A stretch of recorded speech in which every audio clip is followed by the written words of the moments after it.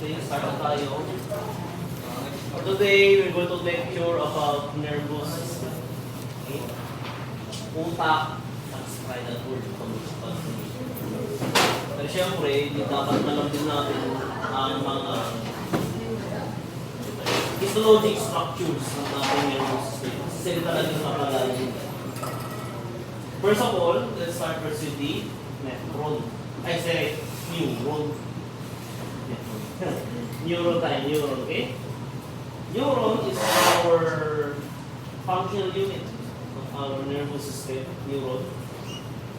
So marami tayong klase neuron. Mamaya, discuss ko sila. I-identify muna natin yung parts. Ano yung number 1?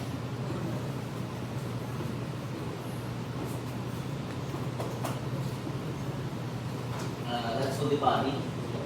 In Latin, it's soma. Okay? Soma. Itong violet, nucleus. Okay? Itong mga parang branches, yung dendrites. Okay? Itong number 3, axon terminal. Axon. Okay? Axon.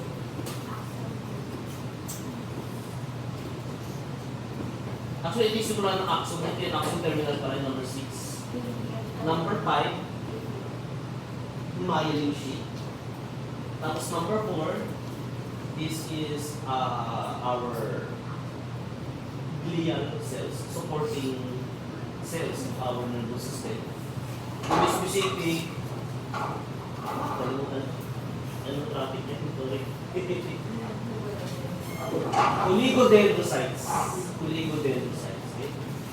They are the ones responsible for producing the myelin sheath in our central nervous system.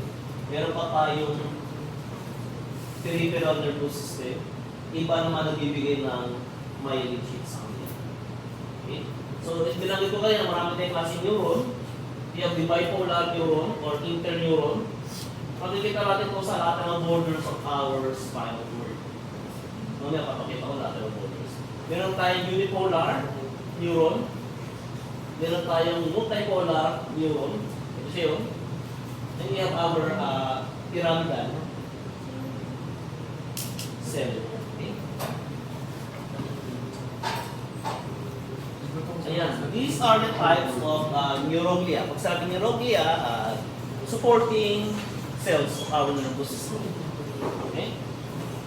So, central nervous system, we have our ependymal cells, oligodendrocytes, astrocytes, saka microglia. My favorite, microglia. Sa peripheral nervous system, we have our satellite cells and our Schwann cells. Okay? Ependymal cells is the one responsible for secreting cerebrospinal fluid. Okay? CSF. Cerebrospinal fluid. May separate topic po ang CSF sa GA2. Sa GA2 naman na lang yun. Oligodendrocytes, sabi ko nga, ito yung cell na nagbibigay ng myelin sheath sa ating central nervous system. Ang counterpart ng oligodendrocytes sa peripheral is the Schwann cells. Okay? So the Schwann cells is responsible for giving the myelin sheath to our peripheral nervous system. Para sa batang lintik na myelin sheath na yan, di ba? Marami nagtataka. Myelin sheath helps to hasten, pabilisin ang nerve impulses from point A to point Z. Sobrang bilis. Pag mayroong myelin sheath, yung ating neuron. Okay? Without the myelin sheath, medyo matagal. Paano ko ma-analogy ito? Dati, yung ating internet, naka-connect yan sa landline ng ating telepono. Tama ba ako? Ngayon, fiber na. Fiber yung kanilang kable. So, mas mabilis. Kahit nagkabuhol, yung kable yun, tuloy pa rin yung pagbitaw ng signal. Sobrang bilis. Yung fiber, yun yung may myelin sheath. Yung lumang panahon, yun yung ating normal neurons. Okay? Astrocytes, they are the ones responsible for our blood-brain barrier, BBB, blood-brain barrier. And of course, my favorite, the microglia. Microglia is the monocyte which is assigned to the nervous system, to the specific central nervous system. Okay? They form of macrophage. Satellite cells, supporting cells of our peripheral nervous system. Ayan, kakasabi ko nga lang, pag may myelin sheath, sobrang bilis ng pag-transmit ng impulse. Pag sabi natin impulse, ito yung pagpasok ng sodium ion inside the cell and the potassium ion going out. This is more of physiology class, so medyo mahirap-hirap yung depolarization or polarization kung naalala nyo sa ating circulatory system. Pakapyaw pa lang yun. Sa nervous, ito talaga palagi usapan. Depolarization, repolarization, hyperpolarization, mga ganun usap-usap. So, papasin nyo, with myelin sheath, sobrang bilis. Ang tawag natin to this type of transmission of nerve impulses, saltatory effect. Saltatory effect. Ito, continuous impulse. Continuous lang siya. Wala. Mabagal. Mababa yung MTBS. Okay? So, we have two divisions according to location of our nervous system. You have the central, you have the peripheral. Kung sa the central, utak, spinal cord. Sa utak, we have the outer gray matter and we have the inner white matter. Okay? Spinal cord naman opposite. We have the outer white matter and we have the inner gray matter. May kinalaman po ang kulay dyan. Mamaya kwento ko sa inyo. Sa peripheral nervous system, we have our sensory and we have our motor.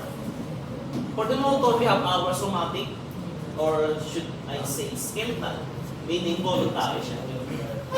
Pag sinabing somatic, bodily.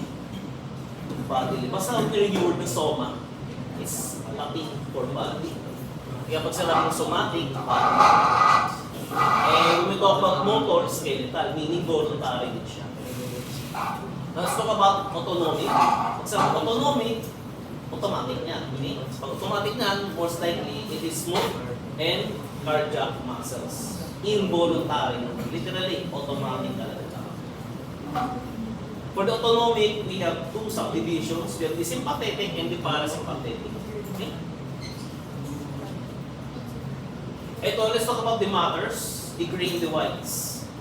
We talk about gray matter. It is made up of neuron bodies, or sabi body, it's made of neuron bodies embedded in the neuroglial cells. Examples are the cortex of the brain, center of the spinal cord, the ganglia, or the nuclei. Pag sinabi natin ganglia or nuclei, it is a group, sama-sama, tropa-tropa, fraternity, sorority, ng iisang neuron. Okay? Pag sinabi natin ganglia, CNS. PNS. Peripheral nervous system. Pag sinabi natin nuclei, central nervous system. Okay? Group of neurons seen in the peripheral ganglia. Group of neurons seen in the central nucleus. Grupo. Okay?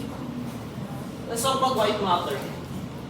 White matter is white siya dahil sa myelin sheath. Okay? Myelin sheath. Neuron fibers, examples, and axons, dendrites.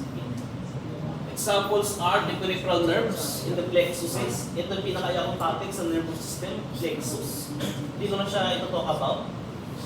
Pero dapat trabaho ko yun. Dentist alam mo ako, hindi po ako ang mga magagaling dito, mga reflexologists. Ang ET. Okay? Central fiber tracts. So, yan. Kaya siya white. White matter, outer white matter, spinal cord, kasi it's madami siyang myelin sheath. Okay? Ang gray matter natin, walang kang myelin sheath. Talagang nyo ba yung kwento kanina? yung sa lateral border sa spinal cord ito. Lateral cord ito pala yan, lateral cord. Diyan yung makikita yung isang uri ng neuron. Kung naalala niyo po eh. Autonomic, most of the time autonomic sa lateral cord. Okay? Ang autonomic yan. Ngayon sa brain natin, doon din, opposite nito, ating spinal cord. Okay? Ano pwede ko makwento dito?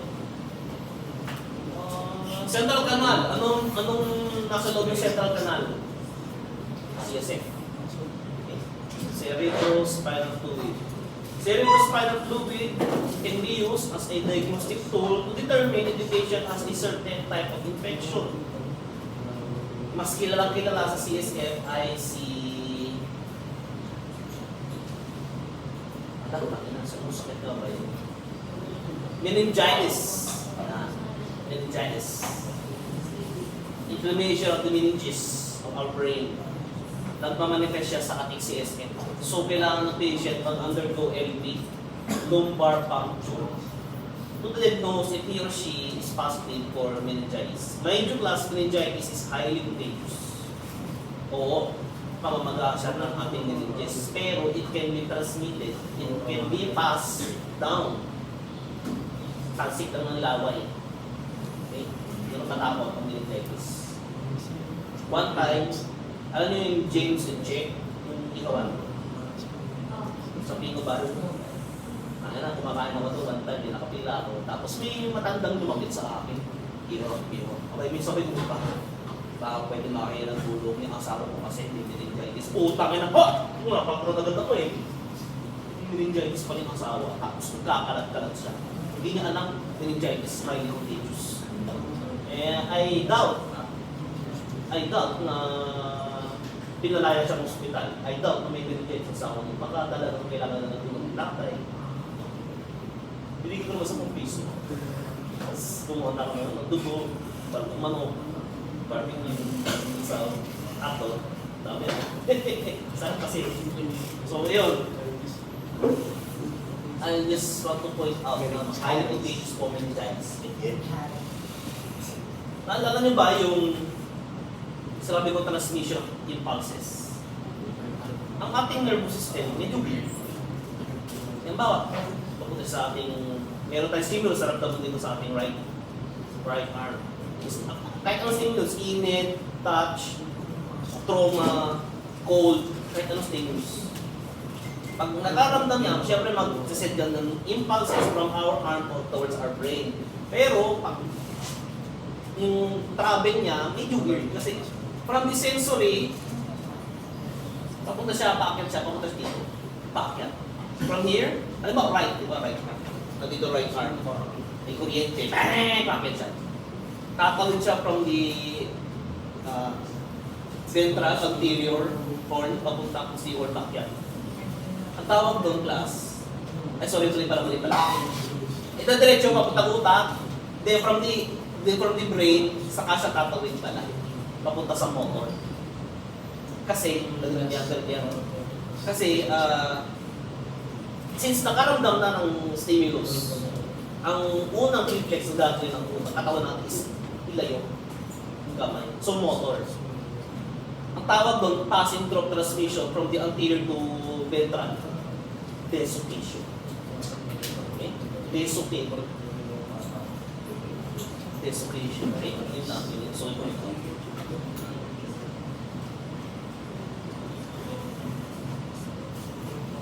So, let's talk about the central nervous system. Okay? We're going to talk about the brain and spinal cord itself.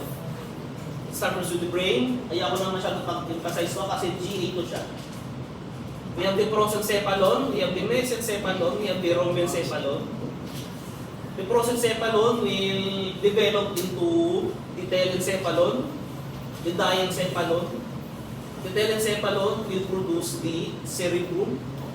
The diencephalon will produce three, the thalamus, the hypothalamus, and the epithalamus. Itong prosencephalon, mesencephalon, rhombencephalon, forebrain, midbrain, hindbrain.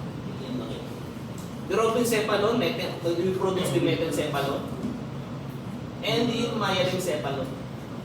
The metencephalon will then subdivide into the cerebrum and the pons barley. And the myencephalon will subdivide into the medulla oblongata. Okay? From the medulla oblongata, yan na, rekta ng spinal cord. Yan, let's talk about the meninges. Bakit siya nagkakaroon ng meningitis? The pia mater and the arachnoid mater and lastly the dura mater. These are our meninges. Yan. Pinakalabas is dura. Next one is the arachnoid. Tapos mayroon sub-arachnoid space. Then we have the pia mater. Ano ang nasa loob ng sub-arachnoid space? Cerebrospinal fluid. Yun lang. Okay? Alam niyo ba yung mga ibang bata ng bagong silang, ang dalaki ng ulo? Hydrocephalus daw ba? Yung talagang hydro is water. And it's not completely water. It's actually made up of CSF. Kaya lumalaki ulo ng bata kasi yung kanyang meninges, yung kanyang subarachnoid space, punong-puno ng CSF. Therefore, it underwent expansion. Expand yung ulo ng bata. I don't know kapag kung treatment doon is to drain. Parang hindi. Parang hindi. Kasi may problema yung ependymal cells ng bata. Kaya siya produce ng sobrang daming ng madaming CSF. So, kahit mo i-drain niya, babalik at babalik lang niya kasi sobrang rampant ng pag-produce ng CSF yung ependymal cells. I think the ependymal cells should be the one be targeted by the doctors. Diba? So, ayun. Pia mater, inner lining, outer lining ng ating brain. Okay. Meron din tayo meninges sa ating spinal cord. So, yan. Okay.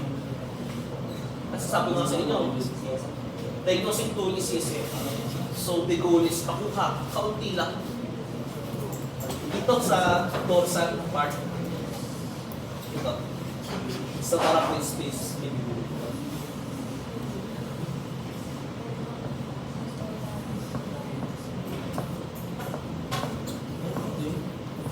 Ayan.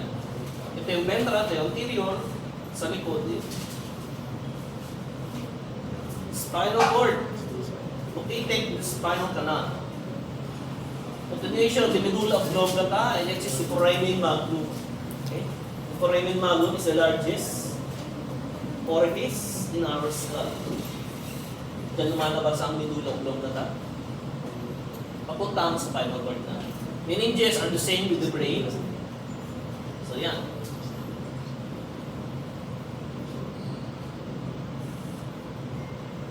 Meron tayong sinasabi ngayon, lumbar enlargement sa area na to. Kaya kapag kukuha kayo ng sample, hindi mo kayo, yung mga nurse, medtech, physicians, surgeons, kukuha ng sample ng cerebrospinal fluid to determine if the patient has any type of infection, objective dito, yung patient dapat nakaparang magdaday para mabuklat itong opening, lumbar enlargement, dyan maitusok yung area.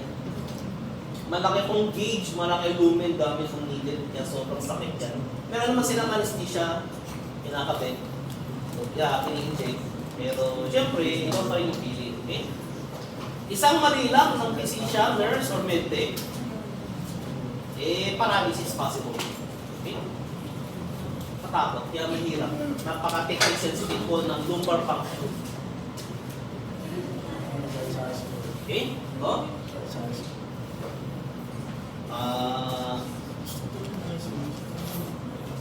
Ang dulo ng ating spinal cord is said to be the chorda equina.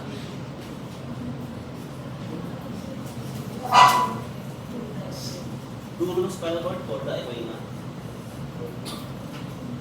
Now, the spinal cord itself, pag-usapan natin, the dorsal or the posterior root, pag saraping root, laki niya is rami of the spinal cord. Okay? So, posterior root of the spinal cord, and we have the anterior root of the spinal cord. Okay? The dorsal root or the posterior root is said to be for sensory.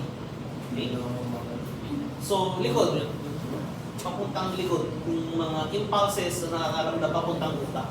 Diba sabi mo sa inyo, pag nakaramdam ng isang certain stimulus sa aking right arm, the impulse will traverse papunta sa pinaka-posterior. Okay?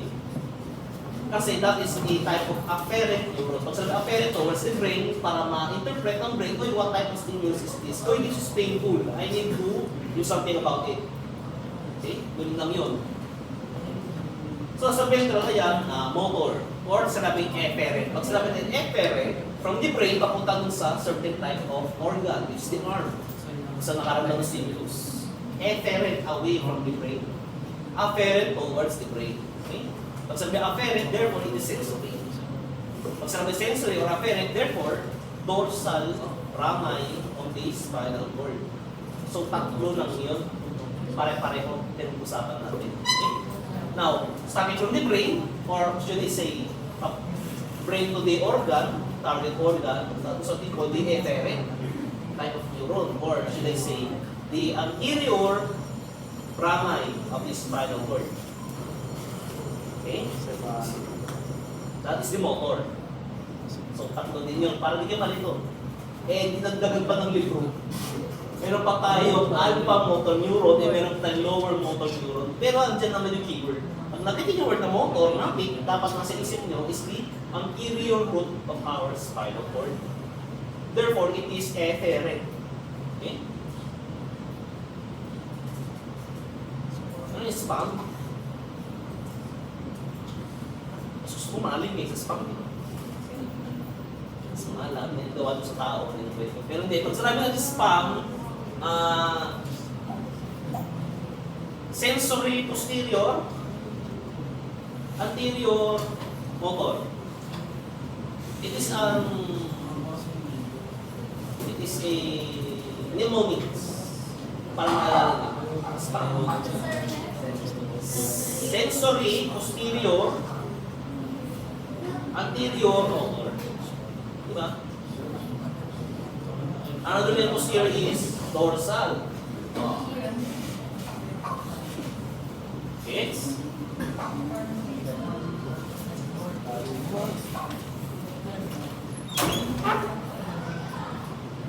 So dito naman, kinagwento ko sa inyo, pag mayroong certain stimulus na naman si patient sa kanyang right arm, that nerve impulse will traverse. Regardless of the presence of myelin sheath or not, it will still transmit. On the right arm towards our dorsal root, the spinal cord. Usually say afferent. Tama ba ko? Ito yung packet na sa utak kasi. Pagdating dito, papunta siya. Nakita yung word na ganglia. Ganglion. Ayun yung sinasabi.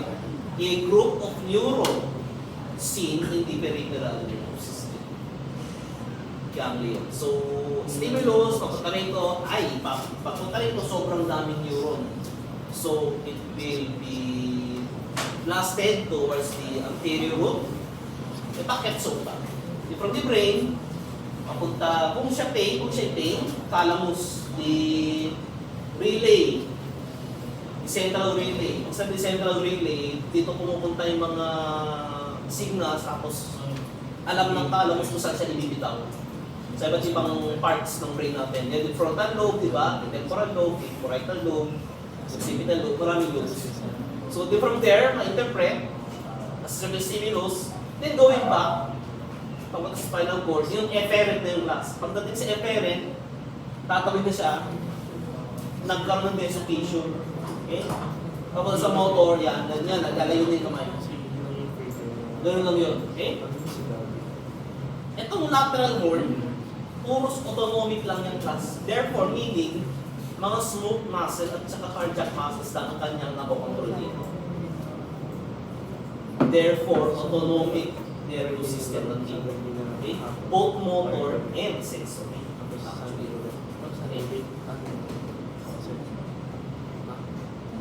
Yeah, lateral horn, dorsal horn, ventral horn. Dorsal horn, afferent, posterior, spam.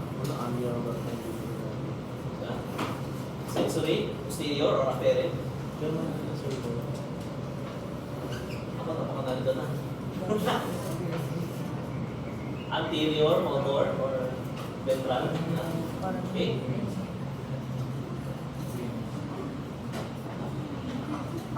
Nasa pa the peripheral nervous system or the outside the nervous system na. Okay. Two function or division of the TNS, we have sensory, sabi ko nga, afferent, sensory, papuntang utak, afferent. Sa naman ng motor, efferent. From the brain towards the target organ, pwede muscle, pwede visual organ, anything.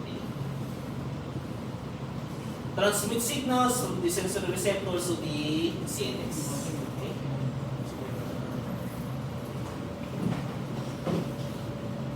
Actually, parang may malaki masabi. Visual organ, malipat endocrine. Ang may hawak ng hindi po nervous system.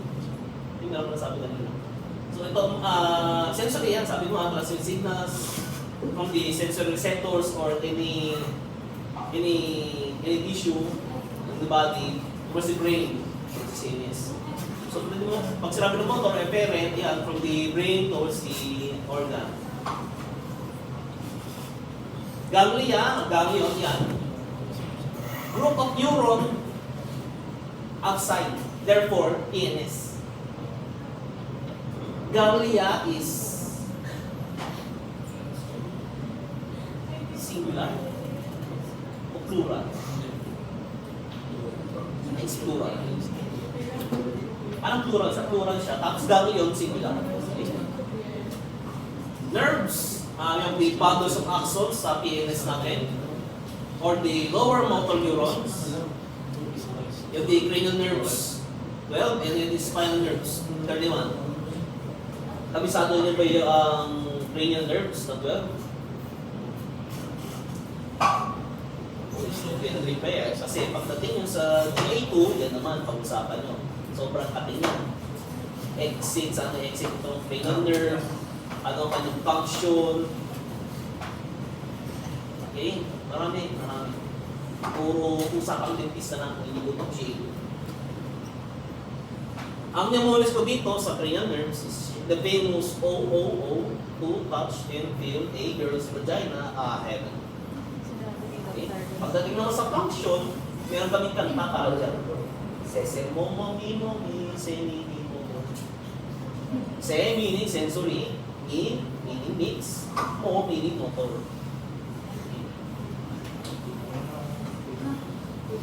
Tuturo naman sa inyo when you go to G. Ito pinakayakap pas, plexuses. Magsarap yung plexus, para siyang intertwine of networks. Ang kati niya.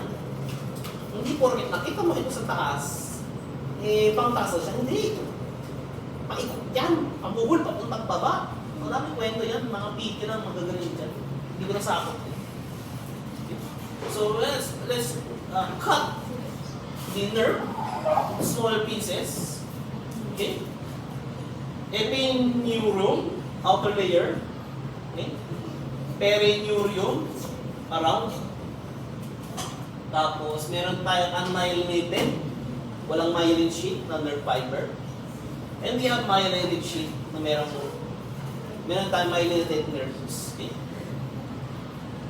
Endoneurium, loob. Tingnan mo kayo isa. So let's talk about this one. Types of nerve fibers. This is the basic root concept when you talk about pain. When you go to your anesthesiology class, after pharmacology, ito lang pag-usapan nyo ulit, review lang. Kasi you want to talk about pain. Napag-usapan din namin ito sa UST during my master's. So we have the A fibers, B fibers, and the C fibers. The A fibers, ayan, myelinated, therefore mabilis mag-transmit ng signal. Largest nerve fiber, fastest nerve conduction. Okay? Siya responsible for determining pain, touch, pressure, nociception, in short. Nociception. We have the A beta, fibers, which is responsible for touch. And we have the A delta fibers, which is responsible for pain, fast and sharp pain. In dentistry, when we talk about pain, kadalasan dentin ang nag-focus niyan. Hindi po part is dentin. Kasi once caries has reached dentin, actually kahit enamel spindle lang may epekto na. Tapos sa mga oral histology, di ba? Di ba? May ganun siya ng advance. Sa oral histology, we're going to talk about different types of tissues. Enamel, dentin, pulp. Marami tayong tissues sa enamel, marami tayong tissues for the dentin. Doon yung madidetermine, yun yung malalaman kung how pain is perceived in our dental road. Marami tayong theories. The most famous there is the hydrostatic pressure theory. Kasi ang ating dental tubules, it is filled with liquids. And those liquids can travel inside, outside the tooth. Pag paloob, lalong much painful. Kasi andun yung nerve endings, papuntang pulp. Dapat tayo napunta oral histology, so rin tayo. So, yun kasi gusto ko mapapoint out sa inyo, pain. We'll talk about pain. Okay? We have type of infection that will cause acute pain. Yan. Example is acute irreversible pulpitis. Ayan. Sobrang sakit po ng last. Ito yung tipong talagang pumupulso, hindi makatulong yung pasyente. Most likely, for one sitting root canal or exo. Ang treatment.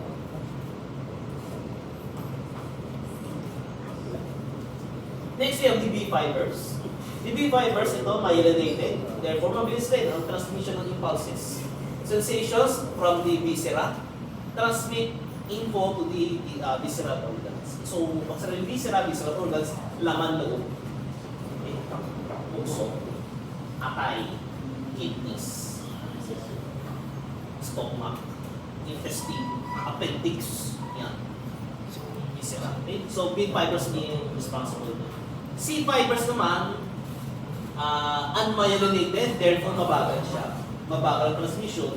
Continuous ang kanyang transmission, it is no longer under the effect of saltatory conduction. Okay? Saltatory conduction pala, hindi pala saltatory effect. Saltatory conduction. Pero saltatory effect, sige, tatapin ko tayo. Yan, C fibers is said to be the smallest fiber. So, slowest nerve conduction, but the fastest onset of action. Ang pinakaiba niya. Slowest nerve conduction, pero ang bilis ng onset. Pag sinabi yung onset, dama agad. Okay? Sapul agad. Meaning, mabilis ang in physiologic terms, mabilis ang depolarization. Ang taas ng sodium, paglabas ng potassium, magkakaroon ng electrical imbalances. Therefore, it will result into a form of pain. Okay? So, C fibers ayan, pain and temperature. Okay? Napanood niyo ba yung pelikula niyo, yung asawa ni Gerard? Yung komedyante sa Pangarap mo Kulta. Eh, bobo pala ng mama mo eh. Yan sino? Gerard Napoles. Asawa niya? Ang babaeng walang pakiramdam. Kimolina? Yung asawa ni Gerard Napoles. Ayun. Meron siyang pelikula, di ba? Ang babaeng manhid. Ano yun? Nakala niyo ba yun? Yung parang nakadamit dark na siya, tapos wala talaga naramdaman. In American movies, napanood nyo na Novocaine. Those patients has a type of sickness, disease. May problem sila. When we talk about depolarization at repolarization. Those patients have CPAP. Okay? Ano yung CPAP? Check na na. CPAP, congenitally impaired perception of pain and anhidrosis. Okay? I-google nyo, CIPA. C-I-P-A yan. Congenitally impaired pain and anhidrosis. Therefore, di siya nakaka-perceive ng pain. Di niya alam, may sugat na pala siya. Di niya alam, putol ng kamay niya. Okay? di umaandar class ang kanyang sensory. Di umaandar kanyang afferent neurons. Okay? Pati temperature, wala. Kaya nakakatakot. Hindi niya alam ilan pa siya, pero she's still walking. Yeah, yun. Sabi kasi niya, si Kim Mulingan yun. Yun, so point out yun, yung sipa. Kasama ko pa sila dami. Nerve pathways. Oh my God. Medyo makati-kati. Yan, from the spinal cord, okay? Magta-travel siya towards our preganglionic neuron or the myelinated neuron. Siyempre, saltatory conduction. Yun na mo to the autonomic ganglion. Okay? And from the autonomic ganglion, postganglionic neuron or the unmyelinated, then target niya yung organ, which is stimulated by acetylcholine or epinephrine. Kasi sabi ko nga natin, we're not talking about autonomic. Okay? Medyo nakakalito, bigyan ko yung diagram. Yan. Autonomic nervous system na pinag-usapan muna natin. Sandit lang naman, pakakyaw lang. So, kakasabi ko nga, pre-ganglionic, papunta sa mismong ganglion, then post-ganglion. Pag sinabing pre-ganglion, myelinated. Pag sinabing mismong autonomic ganglion, ito yun, yung bilog. Tapos, ito yung organ. Gets? Iba din?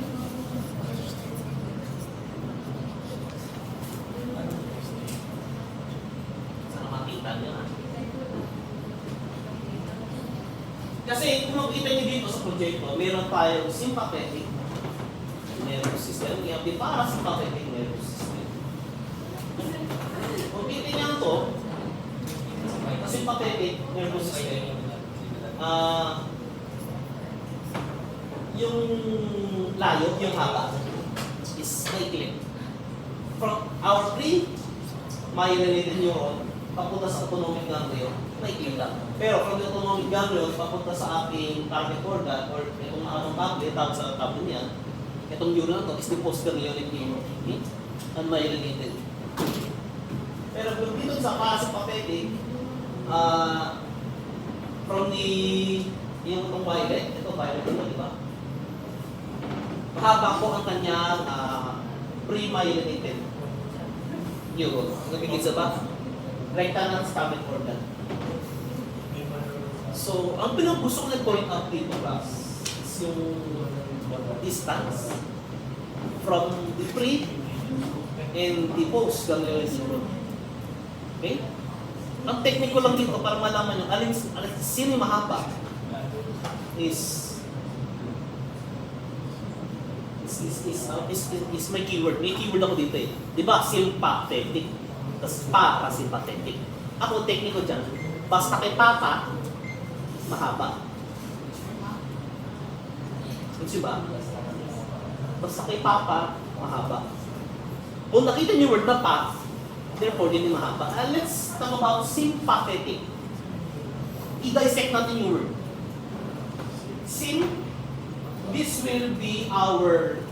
This prefix will be our preganglionic neuron, and pa will be our postganglionic neuron. Ganun palagi Pre muna bago mag-postganglionic neuron. Okay? Ganun yun, simpa. Diba sabi ko pag si papa mahaba. Therefore, pa, mahaba ang kanyang postganglionic neuron. Papra, mahaba ang kanyang first word is our preganglionic neuron. Ay, mahaba ang kanyang preganglionic neuron. It's yun. Therefore, mabilis yung pag-conduction. Kasi pre-myelinated neuron is in myelin shape, mabilis ang saltatory conduction. Hindi tulad ng sympathetic, dadampay sa autonomic ganglion neuron, then unmyelinated, matagal. Continuous conduction lang siya. Okay? Makatiano. Maaralan nyo naman ito when you go to your physiology ulit. So, ano yung subject na naman may negative. Ayan. So, pakapyaw lang.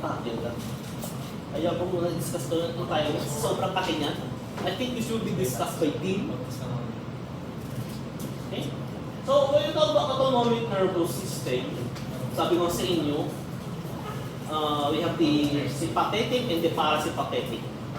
Autonomic meaning smooth muscle, cardiac muscle yan. So involuntary, wala tayong control dyan. Okay? Our sympathetic nervous system is otherwise known as the thoracolumbar system. And our parasympathetic system is otherwise known as our craniosacral system. Okay? The sympathetic nervous system, famously known as the fight or flight, and the para is famously known as the rest and digest. Okay? The neurotransmitter, pag sabi natin neurotransmitter, ito po yung chemicals, main chemicals used to influence either sympathetic or parasympathetic. Okay? Main chemicals yan, neurotransmitter. So, a main chemical that stimulates our sympathetic is our norepinephrine. Pwede rin epi, pwede rin acetylcholine. Pero acetylcholine na sobrang minimal, 1% lang yan. Pinakabida ng neurotransmitter sa ating sympathetic is the norepinephrine. Okay? Ang pinakabida ng neurotransmitter sa ating parasympathetic is our acetylcholine. Okay? So, kung mas madaming acetylcholine sa katawan ng tao, ano ang mas active? Para or sympathetic? Para. Kasi napakadaming acetylcholine. Ano ba? Okay? Ano sa about the receptors? Siyempre, alam na natin yung neurotransmitter. Dapat kumapit sila sa isang certain type of receptors. Kung ang epinephrine o norepinephrine kumapit sa receptor na sympathetic, therefore, the receptor of our sympathetic is known as our adrenergic receptors. We have multiple adrenergic receptors. We have the alpha 1, alpha 2, beta 1, beta 2, and even beta 3. Beta 3, di ko na sinama dito kasi sa tabak lang siya nakikita. Sa fats. Now, let's talk about the alpha 1 adrenergic receptor. The alpha 1 adrenergic receptor, ang effect niyan, kapag kumapit ang norepinephrine or epinephrine sa alpha 1, ang mangyayari sa blood vessels natin ay magko-constrict. Okay? Magko-constrict. Dahil yan, before you could understand fully, dapat alam niyo kung ano epekto, what are the effects of our autonomic nervous system sa ating smooth and cardiac muscles. Blood vessel, ano nangyari sa blood vessel na pag sympathetic? Fight or flight? Fight or flight. Sa blood vessels natin, magko-constrict plus. Sisikip. Sisikip.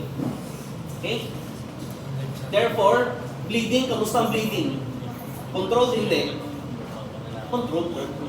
Halimbawa, nasugatan ako dito, umandar ang aking sympathetic nervous system, but based on constrict, the bleeding will eventually stop.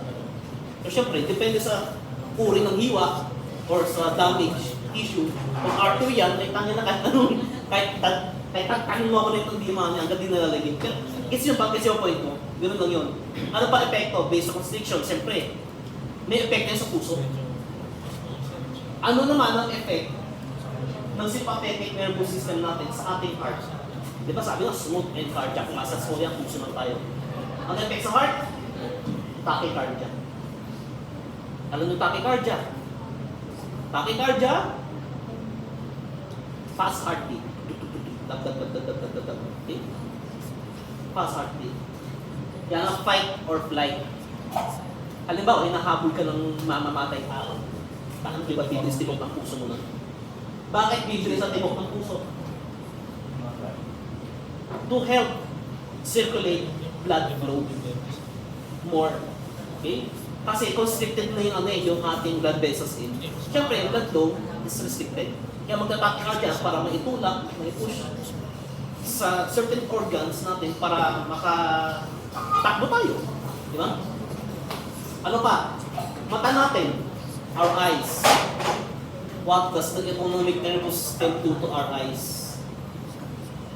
Does it make our pupils dilate or constrict? Mydriasis, meiosis. Mydriasis, dilate, meiosis. Kapag fight or flight, ang ating mata nagda-dilate plus. Mydriasis, undergo mydriasis. It undergoes dilation. Pag nag-dilate yan, siyempre fight or flight eh. Hinahabol ka mamamatay tao. Pag nag-dilate yan, yung peripheral vision mo, sobrang clear. Therefore, nakakatakas ka kaagad. Or sabihin natin dito, kasuntukan mo si Manny Pacquiao. Alam naman natin si Pacquiao kaliwete. Ang sakit ng kanyang left hook. Okay? Since kasuntukan mo siya, aandar yan naman, syempre, fight or flight. Lalaki yung trigger. So there is a chance na makita mo yung kanyang left hook na kung saan sa lang biglo lumilitaw daw. Okay? Pa ba? Sa baga, sa ating bronchioles, ating bronchoses, anong epekto ng ating sympathetic sa ating bronchus? Does it help dilate or does it help constrict our bronchus? Bronchus natin, tandaan nyo, nasa baga yan. It helps dilate. Okay? Fight or flight nga, tatakbo ka eh. Or kasuntukan siya, you need oxygen. Okay? You need oxygen para maikalat sa throughout the body at makapag-perform ka na maayos. Di ba? Kimetsu no Yaiba, breathing, breathing techniques. Para makapatay ka ng demonyo ko, kanina kasi tanawag, kain ka niya. Di ba? Ano yun? Autonomic, sympathetic. Crocodile. Paano ba yung meron kang patient? Aksidenteng kumain ng mali sa clinic. Allergic siya, di niya alam. Di ba kayo ng patient? Ano ikakabit? Tuloy? Ano ang isasaksak si patient? Para makahinga. Adrenaline. Adrenaline. Or epinephrine. Another name ng norepinephrine is noradrenaline. Kadalasan naman ng EpiPen, epinephrine pen. So pag sinaksak mo siya intramuscularly, the patient will undergo vasoconstriction. Oo. Midrias of the eyes. Oo. Tachycardia. Oo. Pero ang goal natin dyan is bronchodilation para makahinga. After makahinga yung patient, isugod mo lang sa emergency. Okay? Tatanagan, kumain siya naman eh. Marami pa. Sa pantok natin, sweat glands natin, salivary natin. Please, pag-aralan nyo kung ano mga epekto. Adrenaline. Pag-aralan nyo please, ang maraming epekto ang autonomic nervous system sa ating katawan. Salivary glands, sweat glands. Okay? Dito, dyan. Mamaya, ati, meron ako. Ayan, mamaya papakita ko sa inyo pala. So, let's talk about this one muna. Kapag norepinephrine kumapit sa adrenergic receptors, to be specific, the alpha-1, vasoconstriction of our blood vessels will occur, mydriasis of our eyes or dilation of our eyes will occur, prostate gland will constrict, bladder will also constrict, skin natin, tawag na ito? Goosebumps. Anong Tagalog ng goosebumps? Basta goosebumps. Minsan nyo ko sa same. It helps breathing. Dilate.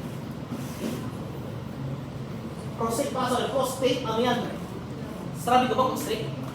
Pag nag-constrict yan, ejaculation nangyari. Okay?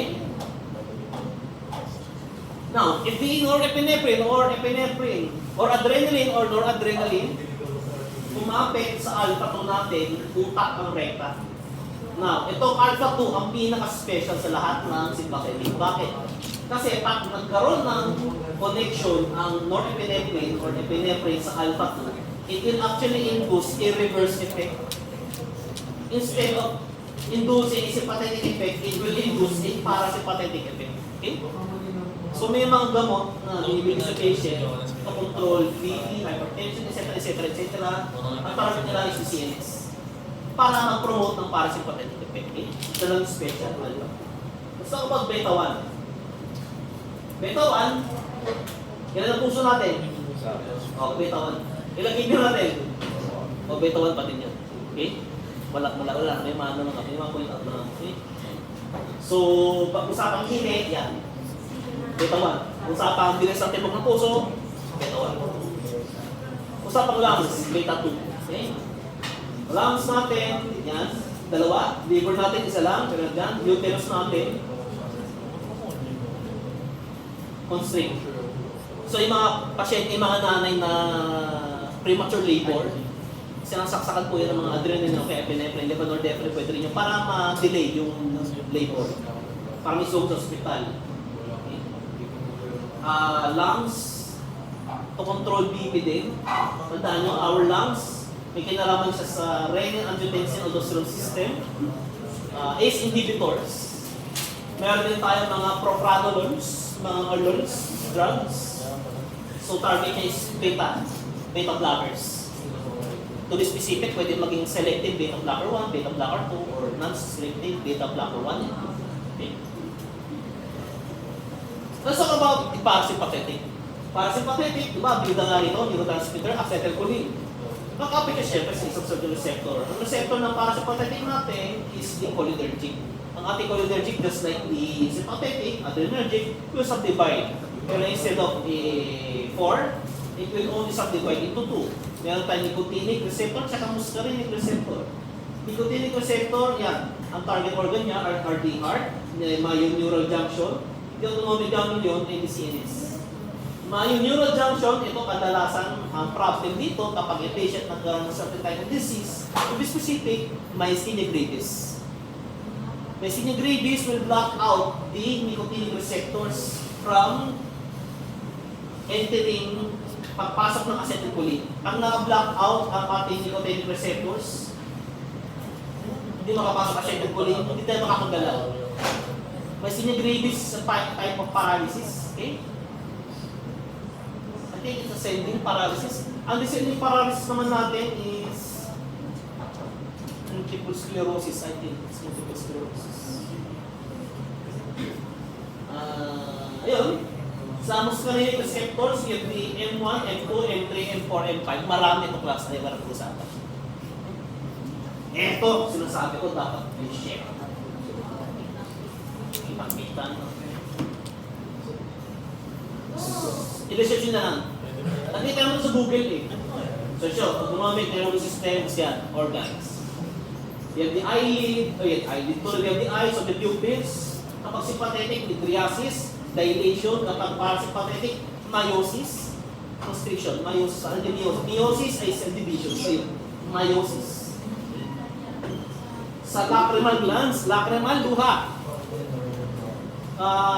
Hindi tayo mag-iiyak, hindi tayo magluluha kapag sympathetic. Hello, fight or flight. Pero pag hinikab ka, rest and digest, rest. So, ikaw luha lumalabas. Lacrimal. Sa salivary gland, decrease salivary flow, walang effect sa parasympathetic. Okay? Pag decrease salivary flow, we have certain types of drugs to prevent unwanted saliva sa bibig ng pasyente. There are some procedures na ginagawa natin bilang dentist sa bibig ng pasyente, dapat walang kalaway-laway. It is like a iatrogenic serostomia. Pag sarang serostomia, try mo. Pag sarang iatrogenic, operator induce. Anti-sialog drugs. Anti-sialog drugs. Nasal mucosa, mucus production will be lessened. Okay? Kasi you need air para maka-fight or flight kayo. Lungs, bronchodilation, kapag sabi mo, arteries, yan, vasoconstriction. Heart, tachycardia, bradycardia, sa parasympathetic. Adrenal glands, yan, secretion of epinephrine, norepinephrine, and dopamine. Kaya yung mga pasyente matataas ang BP, tapos magpapabunot, kaya dapat binibp muna. Bakit? Kasi mataas ang BP niya in the first place. Tapos tuturukan mo ng lidocaine with epinephrine once to 100,000. Ang pasyente mo mataas ang BP, therefore rampant ang kanyang sympathetic nervous system, ang adrenal glands niya, secret na sobrang daming epinephrine. Babagdagan mo pang hintod ka sa lidocaine. And trauma. Kasi pang hindi na numb, pain may also increase to BP. Kaya please, kailangan mag-aral. Hindi pwedeng pang-isel ko na cellphone dyan. Okay? GI tract. Diba? Rest and digest. Motility, pag sabi motility, jets. Hello, fight or flight. Oo, kasuntukan mo si Mike Tyson, pero tangin na naman. Hindi ka naman matatay. Pag nasa pa, matatay ka nun. Malapit na, wala na, hindi ka na nakikita. Para sympathetic na yun. Pero pag andyan siya, nakaganyan na, ay, di ka gano'n ka rin, or natakot ko na. Fight or flight yun. Okay? Motility, jets. Progress and digest, increase motility. Okay? Stomach acid. We'll talk about stomach acid, hydrochloric acid. Secretion, hindi siya gano'n. Hindi mo kailangan mag-digest kapag kasunto mo sa Mike Tyson. Hindi mo kailangan. Okay, liver, skeletal muscles natin, glycogenolysis. So, glycogen will be cut down, break down para magamit as energy. Fight or flight nga, ikasuntukan mo sa Mike Tyson. You need energy. Pancreas, glucagon production. Ganun din, same lang din. Kidney, urine output. Hindi ka naman maiihi dyan. Pag nasa pakayan, malapit na maiihi ka mo dyan. Bladder, sphincter constriction. Okay, constricted, hindi ka talaga maiihi niya. You have no time to take a piss. Kung halimbawa yun ang apical T-Rex. Diba? Sweat glands, yan, sweating. Walang effect. Walang effect sa parasympathetic. Dito pala, sa saliva rin ito, mayroong increase appetite. Increase appetite. Maglalaki ka pag nakaamoy ka ng Next time, no? medium rare na steak. Medium rare na steak. So, maglalaway ka nun. Pero pag usapang sweat glands natin, hindi maano yung pawis mo sa parasympathetic. Walang effect. Magpapawis ka lang ng todo pag sympathetic. Okay? Kasi you're burning down fat. When you're burning down fat, you have energy. Genitals, ayan, ejaculation. Okay? And vaginal constriction. When you talk about genitals, sympathetic and parasympathetic work hand in hand. Magsisimula ko muna siyempre sa pagtitigas. Ayan, erection. Then pag palabas yung bala, sympathetic na. Ejaculation, okay? So they work hand in hand.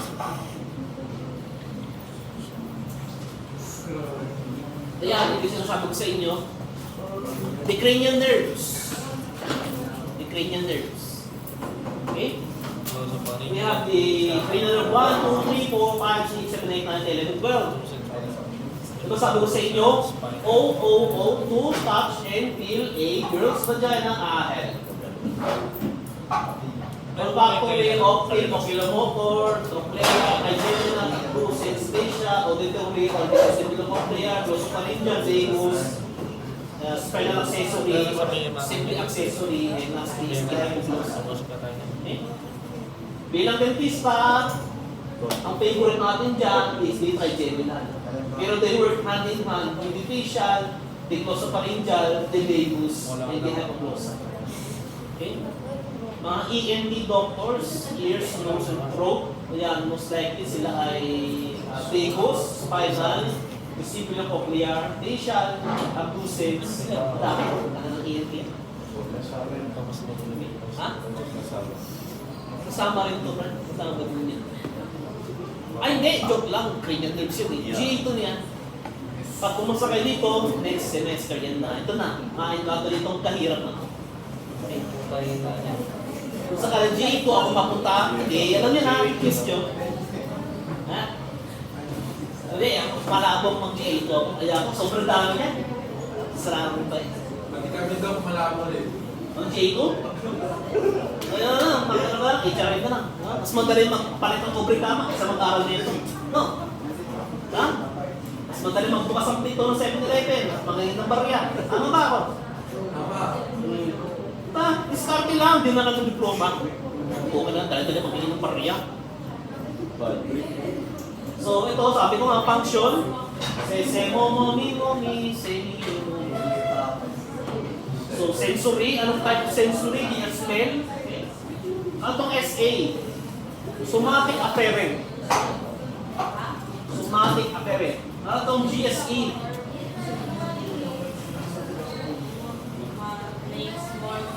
Nalimutan ko ito. Kita nyo? Kaya mo next day.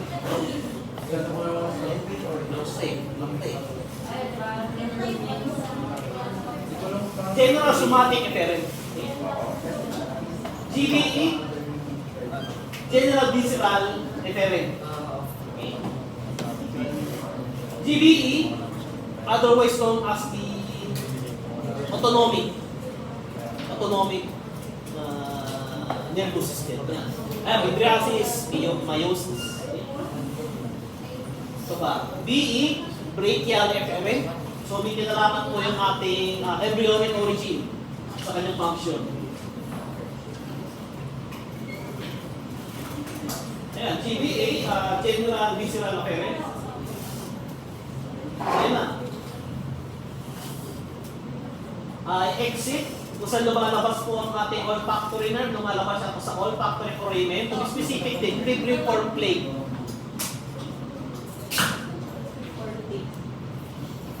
Technique ko dito, itong glossopharyngeal vagus, spinal, jugular foramen. Yan, di pa tayo tapos, meron pa tayo plexuses. Ito yung isasaya ko bakit, di ba? Plexuses.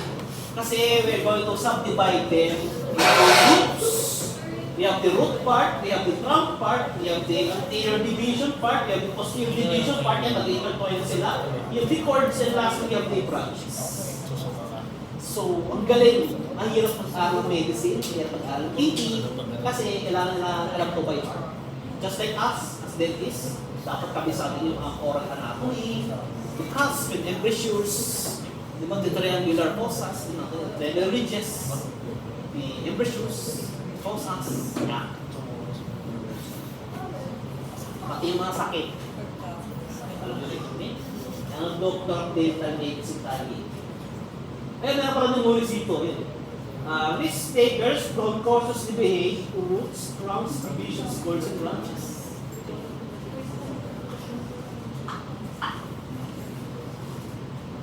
Ayan, ito. Brachial. No, hindi na. Yeah, hindi na. Problema nyo na itong pagpalay. Okay? Kasi lalabas ang cortex ang ito.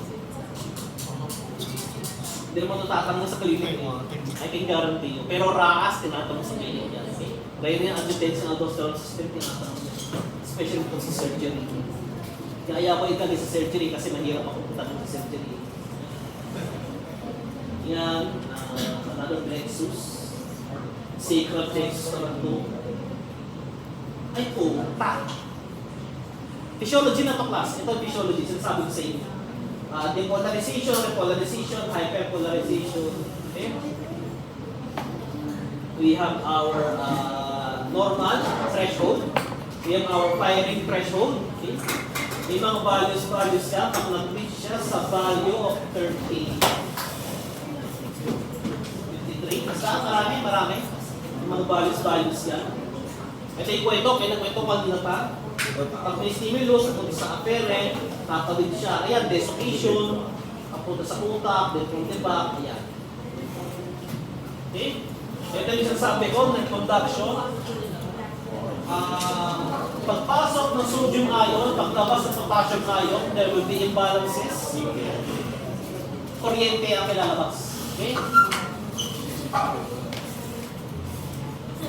Yun lang.